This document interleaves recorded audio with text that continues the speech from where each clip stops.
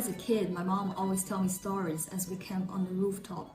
And there's one single landscape that still echoed in my mind's eye. That's the night sky in her childhood. A vast curtain of darkness sparkled under the shining galaxy.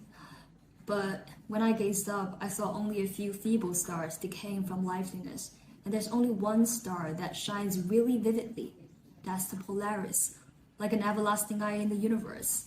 And ever since then, I've spent much of my time sitting on the rooftop to seek more stars. But eventually I failed because there is a newly established coal-fired power plant around my tents. And along with that is the disappearance of even the Polaris. Born in the cosmic dust of the universe, Polaris has been directing generations of people who went astray, but hidden behind the dark smokes, it could not lead that little me to my dream of seeing a sky full of stars.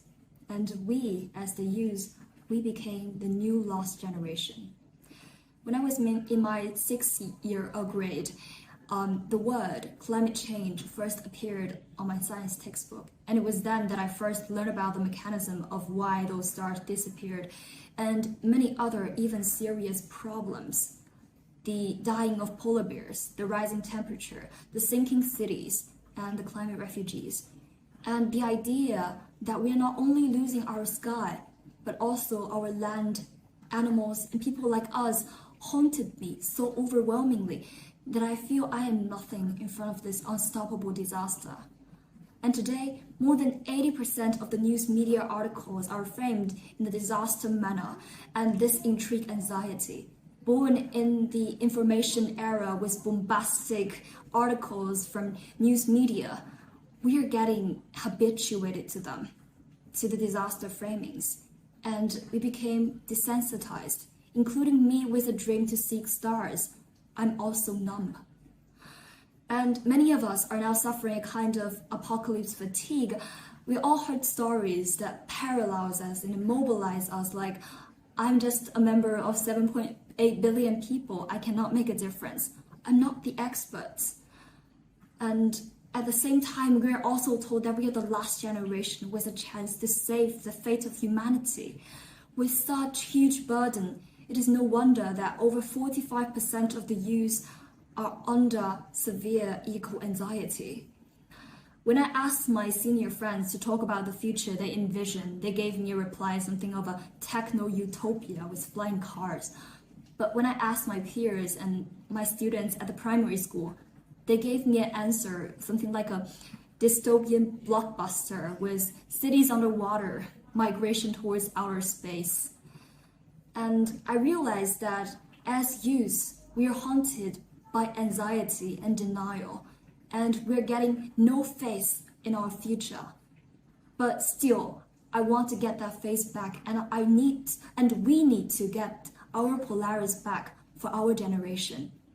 And to do that, I strongly believe that we need to make that apocalypse fatigue into action to save.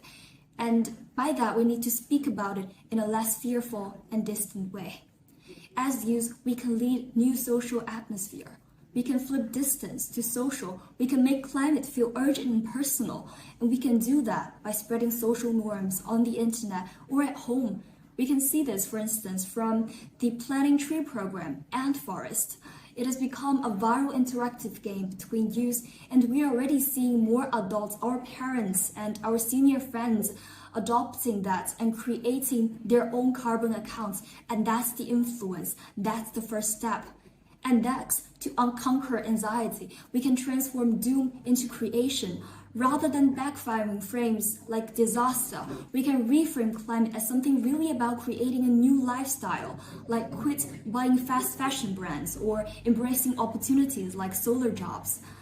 And most importantly, we need to rewrite the stories of denial to stories of motivation through documentaries, videos, and technological innovations, using the passion we specially owned as youth because we have decades to do this.